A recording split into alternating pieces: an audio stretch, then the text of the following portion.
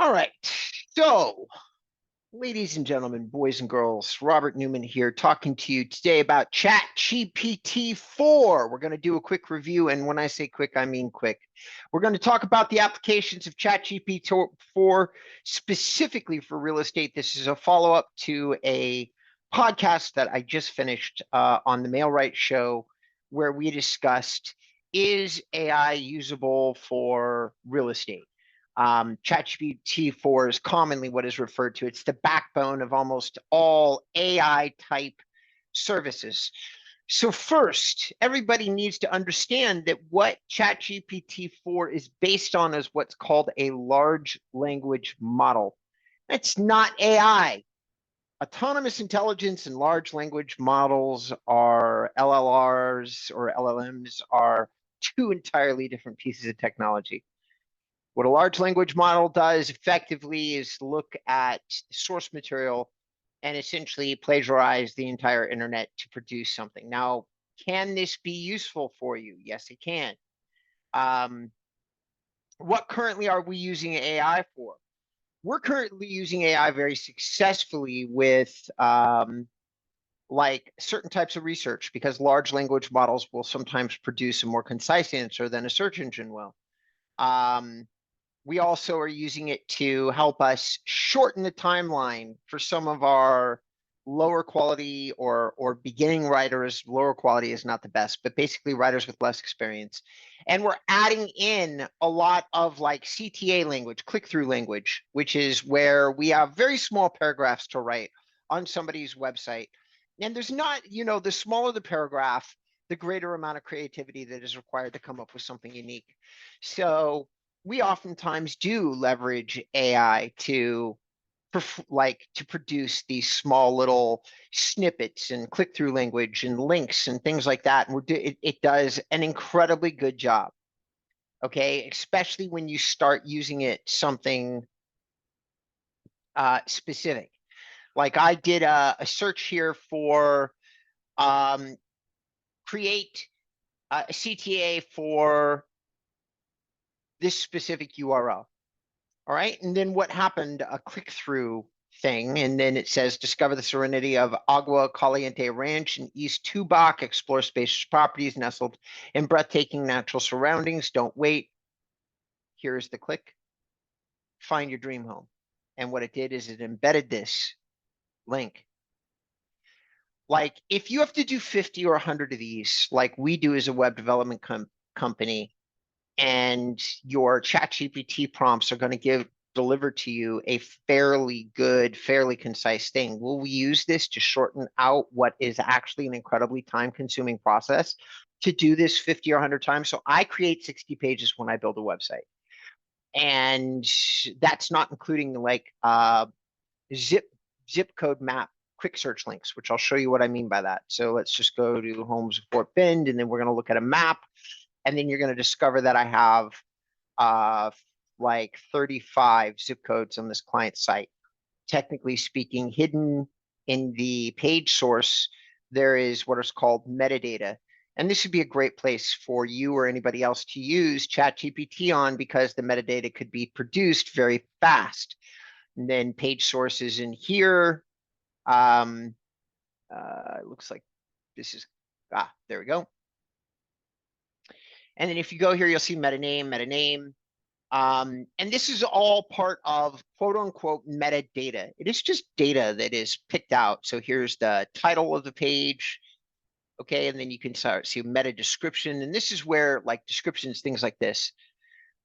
Where this is pulled for is there's a search engine result at the top of this page. Like if somebody Googles this, you're going to see some script that comes out in the search engine result.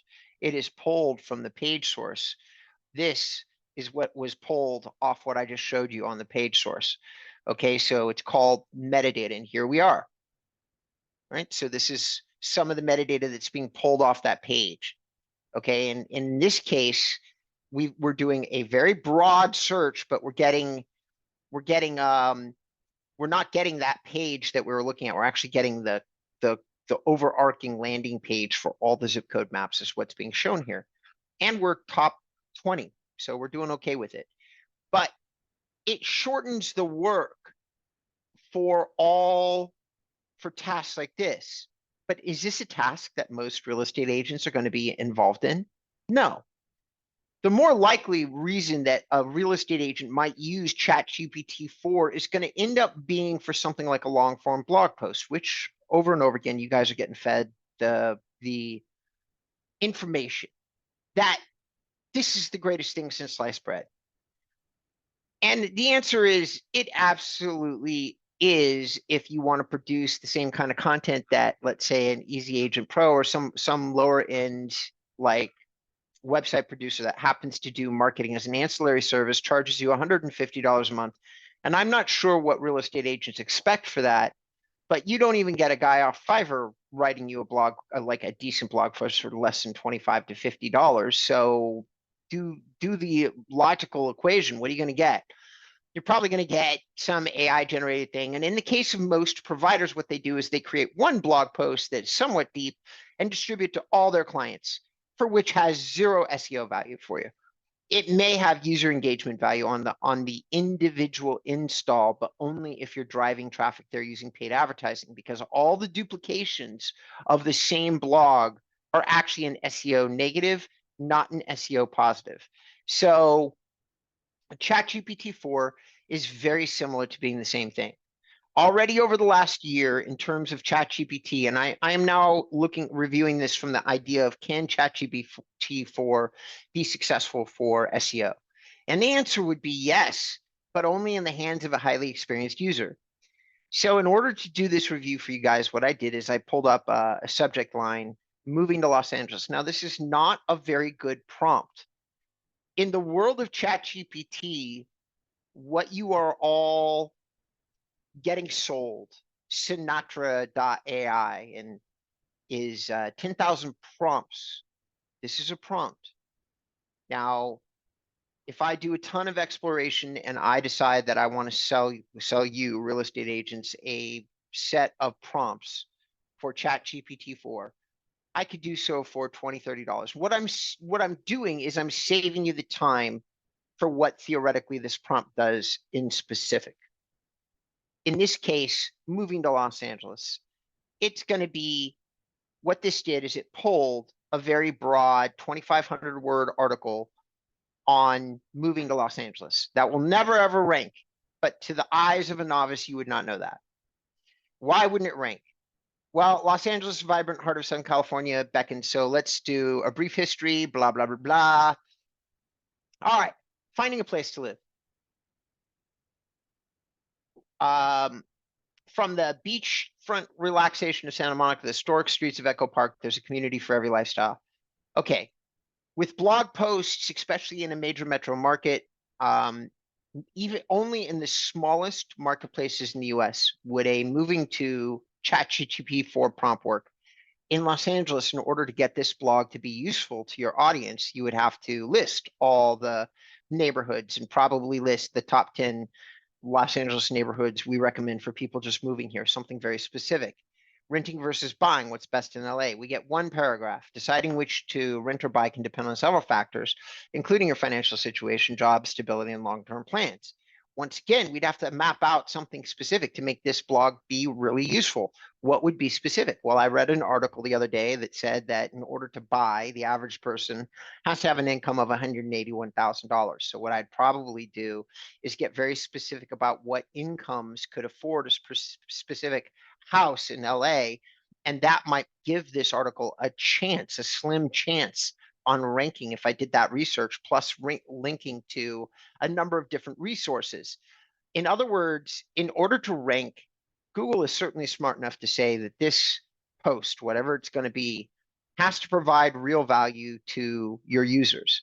Now, if you haven't already read all the content that is existing for the subject that you're writing about and don't have any idea what I'm talking about when I say useful, ChatGPT4 will actually probably do more harm for you than good if you're trying to write long form content.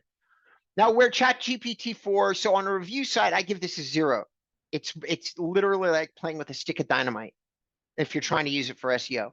Most likely, 85 to 90% likelihood that if, for those of you that are out there, you will have to undo everything you did, or you'll ruin a website that you've had for a while, thinking that you're doing something good by using ChatGPT4. In the hands of an expert, you could use this to give you what we use it for would be, we want to see what the outline headers are. We want to see what the puzzle pieces are. On shorter form content, a sentence or two, we absolutely use it to save timeline, like save a lot of work and effort. It absolutely is a valuable tool. I do not want anybody thinking that I'm saying, oh, poo-poo on this, but some of the applications that I've been seeing have been cringy. You must have a very experienced entrepreneur doing all the prompts and then sub prompts and then the prompts, looking at each individual result and probably customizing these for you to make what are called like useful chatbots. If you're going to have a chatbot that's useful for your business, most likely with ChatGPT4, you're going to need to have somebody design it for you specifically. And at a minimum, you got to have somebody designing a chatbot for your vertical. Somebody who really knows what they're doing. So on a scale of 1 to 10 in terms of ChatGPT4, I do give it a 7 for realtors or real estate agents, but please don't get in it if you're not experienced with tech. I have ignored it largely because most of the time it's causing just a lot of conversation that doesn't need to be had. This is a plagiarization tool. That's literally what large language models mean. Okay. So if you are in a smaller market, zero budget, right? Okay, let's reverse. What is ChatGPT4 good for then? You know what? If you're starting your career, have zero budget, are in a desperate spot, have nothing at stake, ChatGPT4 is at that point for you a very interesting exploration. You might temporarily be able to get results by doing large language model plagiarization and throwing up content that's similar to everybody else's. But maybe if you do 500 of these posts using prompts, and you're just copying and pasting and adding it to a WordPress, maybe you'll just be able to build a really large website and back yourself into a few thousand people. And maybe with a clever combination of like a good YouTube bio video where people connect with you, maybe you can back into some calls, get your career started, get some income coming through the door, and then back off the large language model type tools, or hire somebody like us or somebody specific to customize the technology for you. In all of those circumstances, then ChatGPT4 has a really strong use case. InboundREM mostly does business with extremely veteran agents. And so, and I'm not saying all of it is that, but just most of it. And we also do business with entrepreneurs getting into real estate. Those are our two primary categories. Every now and again, I come across some rock star that's really tech savvy and they want to use us for SEO and get the ball started. And that's great. Even that person, though, wouldn't necessarily use ChatGPT4 for anything other than like YouTube video descriptions and some social media posts where plagiarization doesn't matter. Scripts for videos because you're out of ideas or you need to do something fast. You've only got 10 minutes. All of these use cases for brand new agents without the ability to create this stuff at like custom at any kind of speed, then it becomes an incredibly valuable tool. Social media content in mass becomes an incredibly valuable tool. Anything where you find yourself doing repetitive work in mass, it becomes a very valuable tool. Like this page right here, very valuable tool. If you're doing with intention, you're building a search site, not an inbound not an inbound marketing site, not a content SEO heavy site. In that case, doing the 30, 40 words per zip code on a Sierra Interactive site or a Real Geek site, then this tool could become really valuable, super valuable, certainly worth the $20 a month. 100%, all those use cases would be fantastic for ChatGPT4. Anything long form, anything that's supposed to be of high value, anything that's supposed to educate your audience, not good. You'll set yourself up as a person that distributes information that everybody else either has now or will have in like 10 minutes. So that's where I kind of feel on ChatGPT4. I'm going to go into a much deeper dive. I personally, my company uses it. I have not done as deep of a dive as I should in order to properly do a deep dive in this tool. I need to create some chat bots. I need to see what use cases are out there. I need to buy some other people's courses. I need to do a whole bunch of stuff. And then I'm going to circle back around and do a deeper dive into not only this, but different AI applications in general. There is a strong use case inside autonomous learning for real estate. I just haven't really figured out how I want to get behind it and push. There's lots of little tasks, and maybe I just start doing videos on the little teeny tiny tasks that you can do so well and so efficiently with these tools. And that way, maybe the like my viewers, like you guys, get some use out of it. If you have some thoughts, like what would you like to see me do, me spend my time on in like ChatGPT, throw it down in a comment below, and I will do my best to maybe like do another video as a follow-up and just like kind of like flow along with you, all of you, about what are you interested in learning about ChatGPT? How can I be of help? All right. Until the next time, I've been Robert Newman. You can reach out to me at robert@inboundrem.com with any further questions, or leave a comment down in the comments below. Oh, and do me a favor. This is the obligatory you know, I'm doing a little song and dance, woohoo, for the like. Give me a like, subscribe, please. It helps with the ranking for the video. Thanks. Till next time.